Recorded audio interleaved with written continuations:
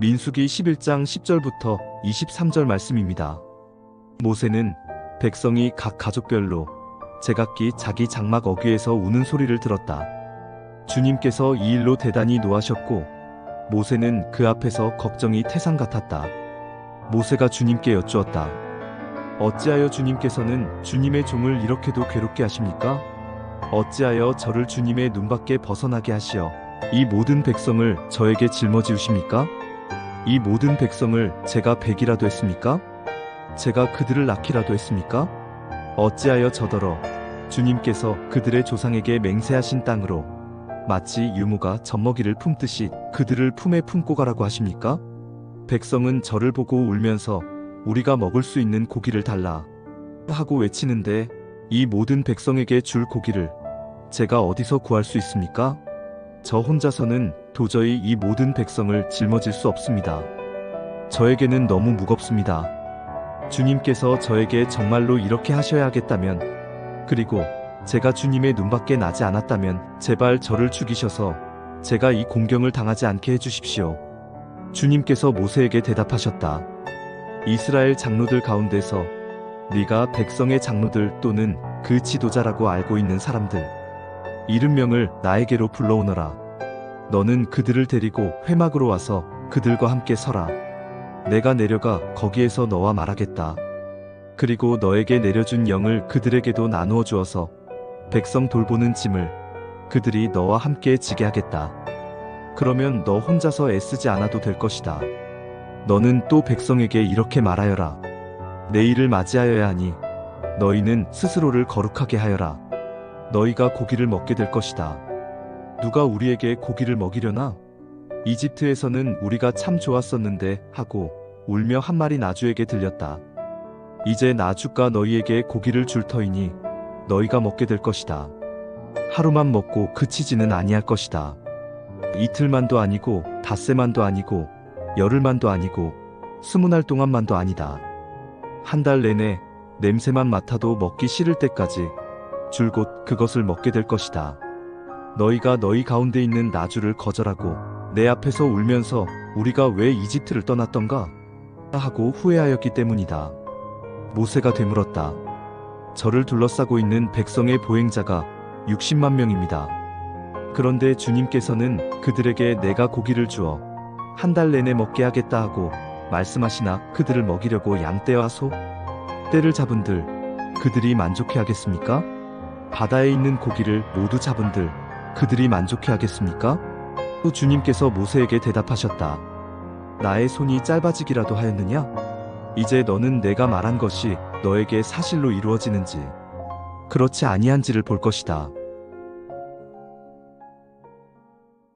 공동체에는 사람들을 이끄는 사람들이 존재합니다. 우리는 그들을 지도자 혹은 리더라고 부릅니다.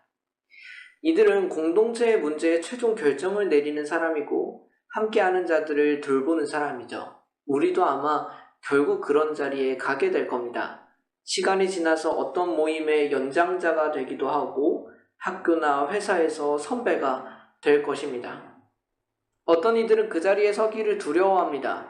최종 결정을 내리는 책임을 지기 어려워하고 다른 사람들을 돌보기에 미숙하기 때문입니다. 사실 많은 고민과 책임이 따르는 자리가 바로 리더의 자리죠. 자신의 문제뿐만 아니라 함께하는 자들의 문제도 해결해야 하기 때문입니다. 본문에 나오는 모세도 그러했습니다. 수많은 이스라엘 백성들을 이끌며 나아가는 모세도 이 어려움을 겪습니다.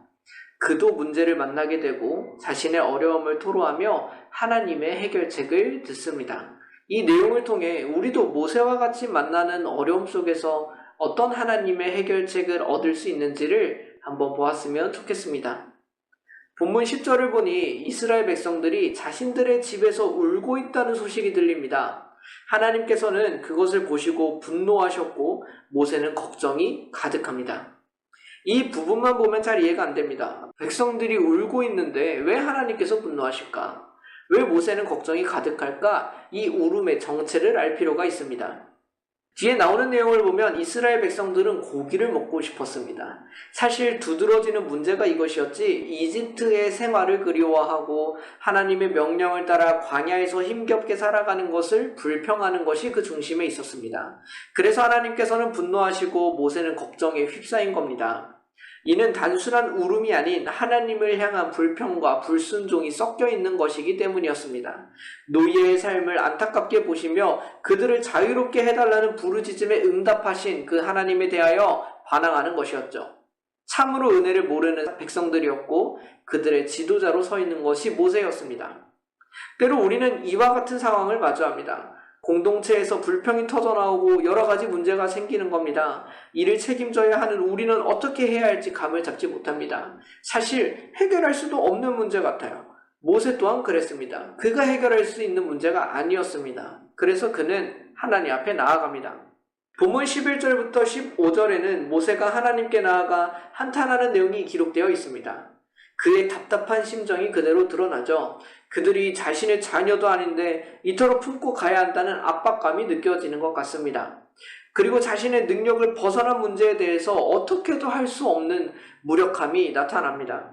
모세는 결국 지도자의 자리가 자신에게 너무 버겁다고 말합니다. 심지어는 차라리 자신을 죽여달라는 고백이 그의 입에서 나오게 됩니다.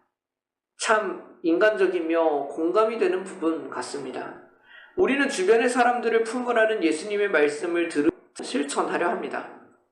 그가 우리의 자녀들도 아닌데도. 우리가 살아가는 세상에는 생각지도 못한 문제가 얼마나 많나요? 우리의 예상이 맞추는 법이라고는 없습니다. 차라리 인생에 해답지가 있었으면 좋겠다는 생각도 듭니다. 하지만 모두에게 같은 문제는 제공되지 않죠. 우리는 함께 있는 사람을 품기 어려워하고 문제를 해결하지 못하는 데서 다가오는 압박감도 여전합니다. 우리는 무기력해 보일 뿐만 아니라 실제로 능력과 지혜가 부족하죠. 아마 우리의 기도도 모세의 기도와 다를 바가 없을 것입니다. 하나님, 제가 어떻게 해야 합니까? 본문 16절부터 하나님께서는 모세에게 대답하십니다. 모세의 기도에 대한 응답도 이 말씀에 들어 있습니다. 먼저 주님께서는 백성의 장로들, 지도자들을 불러오라고 말씀하십니다. 그리고 모세에게 하나님의 영을 더하신 것처럼 그들에게도 더하실 것이라고 말씀하시면서 백성을 돌보는 짐을 함께 지게 할 것이라고 말씀하시죠. 하나님께서는 모세에게 함께할 동역자를 세워주시는 겁니다. 우리가 살아가는 삶에서 혼자 할 수 있는 것은 생각보다 한계가 있습니다. 무엇보다 현대사회가 진행될수록 더욱 그렇습니다. 언뜻 우리는 개인화된 삶을 사는 것 같지만 그렇지 않죠. 철저한 분업화로 인해서 한 명의 전문가가 아닌 사회가 필요한 것이 지금 우리가 살아가는 현실입니다. 하나님께서는 우리에게 함께 일할 자들을 붙여주실 겁니다. 또한 우리가 어느 공동체를 이끌고 섬기든 그 모임이 중요한 것이 아니라 하나님께서는 그 안에 의지하고 함께할 사람들을 붙여주실 겁니다. 우리는 혼자 나아가지 않습니다. 우리가 구할 것도 이것이죠. 주께서 우리에게 다른 도움보다 사람을 붙여주시기를 기도하는 것입니다. 그러나 하나님께서는 하나님을 대신할 사람을 붙여주시는 건 아닙니다. 부담감으로 무너져가는 모세를 위해 힘이 될 사람들을 붙여주셨지만 하나님께서 이 문제를 외면하지 않으시기 때문입니다. 이 문제는 해결점이 보이지 않아요. 모세도 같은 광야에 있는 사람인데 어디서 이들을 만족시킬 고기를 얻을 수 있을까? 어떻게 모세 한 사람이 수십만 명이 넘는 이들의 불평을 다 만족시킬 수 있을까요? 불가능합니다. 하지만 그때 주님께서 일하십니다. 주님께서는 이 일을 하시겠다고 모세와 약속하시고 오히려 그들이 물릴 때까지 고기를 주시겠다고 약속하십니다. 우리가 속한 공동체가 처한 문제는 언뜻 보기에 우리들의 문제 같죠. 실제로 그렇기도 합니다. 하지만 어느 것 하나 우리 힘으로만 해결할 수 없다는 사실을 늘 기억할 필요가 있습니다. 외적인 환경도 그렇고 공동체의 마음의 문제도 그렇습니다. 우리의 힘과 능력은 한계가 있습니다. 나름 최선을 다하는 것도 필요하지만 충분하지 않을 겁니다. 하나님께서는 우리를 대신하여 그 문제를 해결하시는 분이십니다. 하나님께서 그 해결책을 허락하실 뿐만 아니라 그 분이 일하셔야만 모든 것이 해결되는 겁니다. 우리는 하나님께서 우리의 공동체 가운데 일하여 주시기를 구해야 하는 겁니다. 우리 각자가 리더로 서 있는 곳이 있다면 더욱 그래야 하죠. 주님의 도우심이 전제되어야 우리 또한 참된 리더로 일할 수 있음을 우리는 기억해야 합니다. 우리는 오늘 모세의 기도를 들었습니다. 이스라엘 백성들의 불평에 휩싸인 모세는 마음으로부터 무너지기 시작하죠. 이를 해결할 수 없다는 불안감, 지도자로서 이 일을 해결해야 한다는 부담감으로 무너지고 있었습니다. 하나님께서는 그가 세우신 사람을 그러나 절대 외면하지 않으십니다. 하나님께서는 모세에게 두 가지 응답을 허락하셨습니다. 함께 동역할 사람을 먼저 붙여주셨고 이 문제를 해결할 수 있는 기적을 베풀어 주셨죠. 다름 아닌 친히 세우신 모세를 위하여, 이스라엘의 지도자로 세우신 모세를 위하여 행하신 것입니다. 우리도 어느 공동체에서든 지도자의 자리에 갈 수 있고 아마 가게 될 겁니다.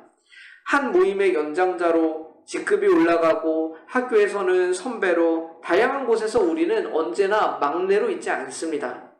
우리는 그 속에서 모세처럼 불안감과 책임감에 무너질 수도 있고 공동체의 문제 앞에 마음 아파할 수도 있습니다. 그러나 이 말씀을 기억하고 하나님을 의지하시기를 소망합니다.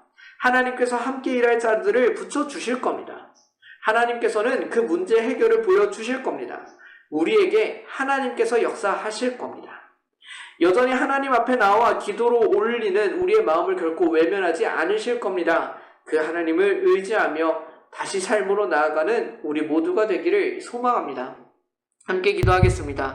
하나님 아버지, 이 시간 저희들의 마음을 고백하며 모세의 말씀을 보았습니다. 때로 우리는 혼자 이 모든 책임과 부담을 져야만 하는 것 같아 무너질 때가 있고 우리 인생의 문제 가운데 해결점이 보이지 않아 무너질 때가 있습니다. 그러나 모세가 그 답답한 심정을 가지고 하나님 앞에 나와 토로했을 때 주께서 응답하여 주셨던 것처럼 우리도 하나님 앞에 나와 그 모든 마음을 내려놓고 주의 뜻을 구하게 되기를 소망합니다. 하나님, 우리에게도 함께 일할 동역자들을 붙여주십시오. 함께 마음을 나누며 서로를 의지하며 나아갈 사람들을 우리에게 허락하여 주옵소서. 또한 하나님, 이 문제를, 우리가 처한 문제들을 직접 해결하여 주옵시고 우리가 그 문제를 이겨내고 그 다음으로 나아갈 수 있는 그 발걸음을 허락하여 주시옵소서. 주님께서 우리의 삶 가운데 이러한 지혜와 능력, 사랑을 더하여 주시기를 간절히 소원하며 살아계신 예수 그리스도의 이름으로 기도드립니다. 아멘.